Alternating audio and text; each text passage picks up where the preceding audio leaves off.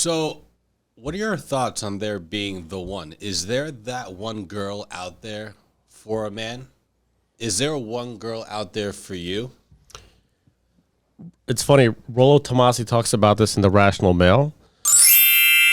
There's no such thing as the one, because the one is this idea that you're going to meet this one special person that's going to check all your boxes, and she's going to be loyal to you, and you'll be attracted to her, and she's going to be a good wife and all this stuff. There's no such thing as the one. Female nature is female nature. There's all different types of varieties of women out there. Same thing with guys, right? It's really a dynamic between the two. I think. I don't think it's. I think it's what you make out of. You have to choose, of course, the best possible partner if we're talking about like a long-term commitment. But there is no the one. That's the thing, that between two people, it's what they both make the relationship. It's not like I'm a guy, I'm going to go find this one girl, this one special girl. She's the one for me. That's just fantasy stuff. That's just dreamy stuff. It's kind of like I wish there was a one, but in reality, the one is almost like a Disney fairy tale. It's something that's been kind of like brainwashed into us through movies and cartoons and shows over the years. So you see it, but in real life that it doesn't exist. I think if you talk to any two people that have been married, like an older couple that have been married for 40 years, and you ask them like what made their marriage work, what made them stay together that long, they would both tell you that it was like sacrifice from both ends that made it work, the whole relationship. It wasn't that they met the one and it just magically worked out on its own. And we're at a point nowadays where I think neither men or women really want to work together in that sense. Yeah, and the funny thing is that there's women I know of that they run through guys. They're that type of woman. They look good and this and that. And they meet a guy and they're good for them. It's a good match. But she's like, oh, he's not the one. They're always aiming higher. It's hypergamy. They're always aiming higher. They always want better. They're not satisfied with what could have been. That person that they had, that could have been the one. But they screwed it up to try to find somebody else better because they have this fantasy, this mindset planted in the mind that, oh, this guy that I have in mind, he's going to check off every single box for me. That's why I think it's so important to find somebody with matching values. You're never going to find the one, quote unquote, but I think you can find or look for somebody that has similar values.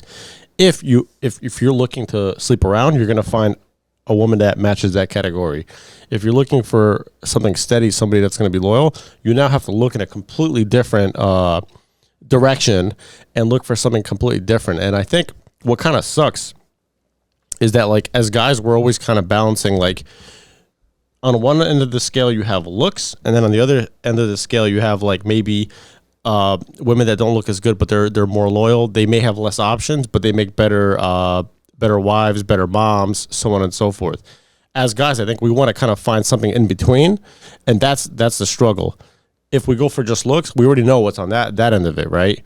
Nowadays, you have like feminists, you have like women that are just like nasty attitudes, and like you said, they sleep around. And I think as a society, at least in the U.S., it's become so desensitized at this point that it's just normal. Cheating is normal. Hookup culture is normal. So,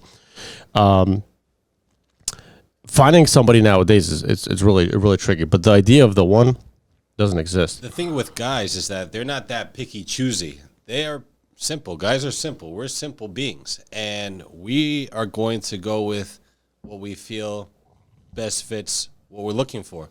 We're not going to have this fantasy that, oh, I am waiting for this one person to satisfy all my needs. Because, ladies and gentlemen, you'll be disappointed.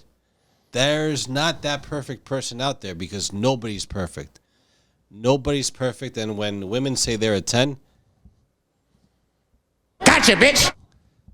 I got you in a lie because you are lying through your teeth. No woman is a 10. And I think generally speaking, this is just the reality nowadays. This is true for both men and women at this point. I think the more options somebody has, the less likely that they are going to be loyal. That is just the culture now. That's just how it is. At least in the U.S. I can't really speak on behalf of other countries, but in the U.S., go find an attractive woman that's going to be loyal to you.